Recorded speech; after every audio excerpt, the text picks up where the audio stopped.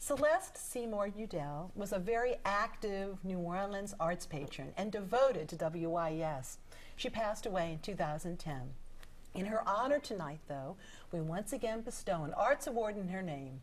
She was supportive in both the visual and performing arts in New Orleans, the New Orleans Opera, to name one of many organizations. And this year, we are bestowing our award to the Helis Foundation. And the award was created, by the way, by Mark Rosenbaum of Rose Tree Blown Glass Studios in Algiers Point. And that's what we have, Jesse and David here. And we'll be about to talk about all the amazing public art exhibits that are made possible and so many other community events. But ta-da! Congratulations, we're having a champagne toast too. But just we wanted to give this to you and say thank you. And here's to you. Here's to you. Thank you. Thank you very much, Thank you all do for so many years. Thank you very much. Cheers down there. But you know, we of course hear about the Helis Foundation, but let's first of all talk about who is Mr. Helis. Sure. Well, thank you very much for this award. We're deeply honored, particularly named in honor of Miss Judell, who was such an important person in this town and in the arts in every way. But really, the Helis story is a really fascinating story of the American dream. The founder of the company, the patriarch of the family, was William Helis Sr., who was a Greek immigrant, came to the United States in the early 20th century, 1905 or 1910 or thereabouts, was established in Pittsburgh, Pennsylvania, at the time that the Pennsylvania oil boom was just occurring in the early 20th century, in the early 1920s. Went to work in the oil field, became successful, worked his way across the country, being an oil and gas operator and developer, went to the Los Angeles oil fields and became successful, and landed back in New Orleans in 1934. Bought a house on Audubon Place, the famous pink house on Audubon Place, and continued with great success here in New Orleans and became really the epitome of the American dream. An uneducated immigrant came to the United States through ingenuity and hard work, became very successful and a significant person, not just in this town or in the state, but all throughout the country. And following his death in 1950, the family business was continued under the guidance and auspices of his son, William Helis Jr., who had worked for his father all this time. And in the late 1950s, the family, that is the surviving wife of Mr. Helis Sr. and the 4 children of Mr. Helis Sr., established the Helis Foundation. It was established to conduct the philanthropic efforts of the Helis family and has continued ever since. In the early days, it was much more of a general foundation focusing on the needs of New Orleans and the community and providing grants to establish entities. Where the most significant grant at the time was in the early stages of development of Oxnard Hospital in its current location.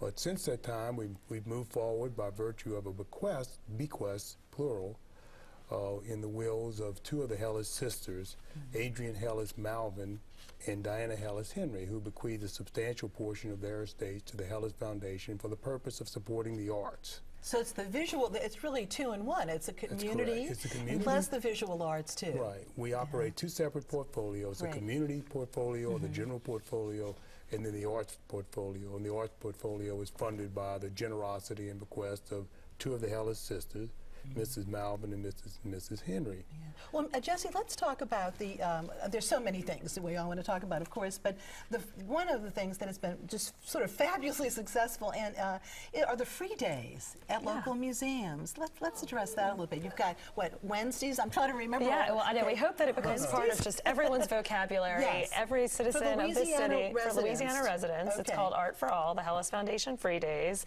and now we're up to a whole portfolio of institutions that participate, funded by the Helis Foundation. Wednesday, NOMA is free, City Park, as well as the Botanical Garden, which includes the Helis Foundation Enrique Alferez Sculpture Garden. So that's free on Wednesday. Thursday is the Ogden Museum. Sunday is the Contemporary Arts Center. And then the Louisiana Children's Museum also has monthly and bi-monthly free days as well. So that's a newer addition. Yeah. It is. Over 35,000 people this past year took advantage of that.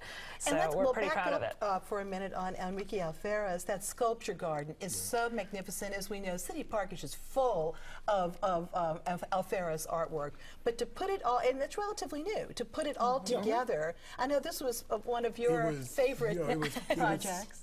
It was quite a wonderful project to be involved with. We had an opportunity to work with Enrique Alferez's Oh, wonderful. Whoa, okay. We had the opportunity to work with his daughter, Twalock, because we acquired a substantial portion of the remaining sculptures owned by the family. And we used that, and that was the nucleus for our garden that we established. And the idea of the garden was not just alone to honor the great work of Enrique Alferez and these magnificent sculptures that we provided to the botanical garden, but also to integrate the art into the landscaping. And we think that City Park just did a marvelous job of doing that. It's a very magical place. It's a small place, calm, quieting, and it's something we're really proud of. Well, we're going to jump around the city and talk a little bit about Poydras Street, because I bet there's still some people who wonder what has gone on Poydras.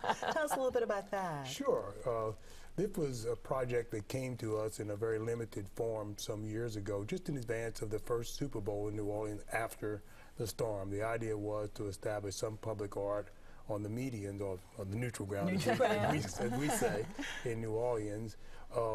That could be enjoyed by all visitors and people who work every day and drive by there every day. And we took the concept and began to move forward. I've expanded it all the way from Convention Center Boulevard. That's one of my favorites. Yes, that's beautiful, to the other side of Claiborne. Wow. And that's called the Funnel Tunnel.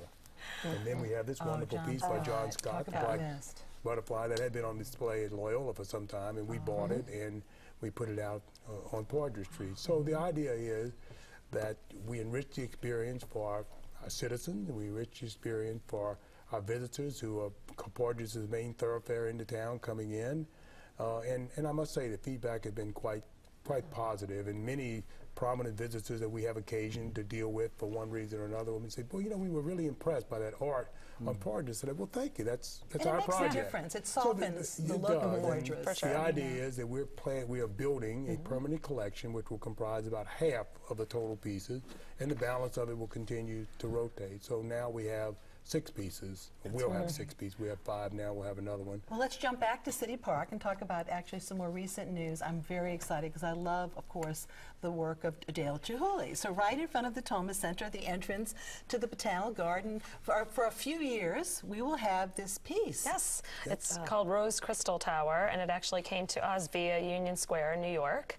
That's a great shot of it as well. And it will be here for 2 years, again, completely free and accessible to the public. That's the open area, the plaza in front of the Botanical Garden.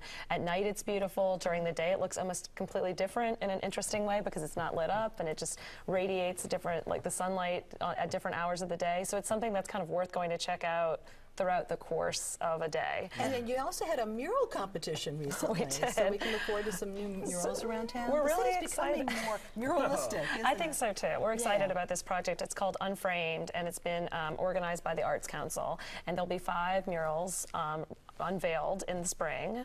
A mix, a good blend of international mural artists as well as local practicing artists here throughout the Arts District. So kind of gallery space, you know, on the sides of galleries, as well as one on the side of the CAC and one on the side of the Ogden Museum. So we hope to create, you know, the beginning of what could be a really exciting mural district, the way the Wynwood Walls in Miami or some other, you know, you walk around and there's murals everywhere. And another exciting thing is the Historic New Orleans Collection, who was a longtime partner of the station and who we really care deeply about. A contemporary exhibit in their soon-to-be-opened 520 Royal, formerly Channel 6, exhibit space, huh? It's going to be a pretty special exhibition, I think. It's really remarkable, particularly in that setting of a historic setting, yet it's a contemporary exhibit. So the juxtaposition, I think, is going to be very striking. And you know, most of our art, most of the art on public display and available, such as the Poydras corridor that we talked about, is contemporary. So it was a great fit for us, an opportunity for us to integrate our work with that of the Historic New Orleans collection, which we supported in a more traditional way, but this was very unique and different. So we're just delighted to have the opportunity to support this project and to present this project in such a great historic setting. And I think it's, I was just going to say, I think what's a really neat fact that the viewers might appreciate knowing is that postmodern in the context of that show is the World's Fair. So it's 1984 through Katrina. So the demarcation year is 1984. Pretty interesting to be in an 18th century town now. Yeah, really. And then let us not forget, because we're just coming off, of course, the tricentennial, and so a nod to the past with my favorite building, next to St. Louis Cathedral, my favorite building, Gallier Hall. And so you all really helped with the Sure. restoration Well, of we were that. just absolutely delighted to have the opportunity to participate in the tricentennial generally, but particularly to focus on Gallier Hall. All of us who've been in Gallier Hall over the years know that it has not been maintained properly, and particularly these wonderful portraits that have been over time, over several hundred years, have been given to the city of New Orleans by various countries or dignitary, and they've been languishing in Gallier Hall without attention, and they're all in wonderful historic frames. So we decided as our project that what we would do would be to restore all this historic artwork and the original frame. So these pieces now just are magnificent. It's something that the entire city can be proud of as part of the legacy of the city, and we hope a small part of the legacy that we contribute to the city of New Orleans. So it's a great project. Sure, and finally, many of us remember, of course, with great fondness, the World's Fair, and there was an international water sculpture competition there.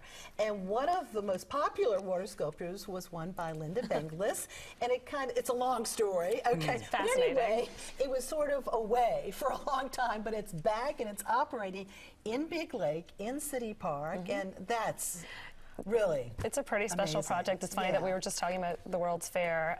You can see it all the time in Big Lake. It's actually owned by the city of Kenner on generous loan to the Helis Foundation as well as City Park. And it's sited there. Getting it there was, again, it's a very long story that's very interesting. That's a whole other I suggest you look it up because it's a fascinating story. But we're very excited to have restored that piece and brought it back to New Orleans for everyone to enjoy it. And for more information about all of this, your website? Yes, it's www.thehelisfoundation.org. Well, once and you again, can learn thank about you. all the Glad you all projects. could be here. And Thank thanks you. for sharing all this great info, too. Thanks.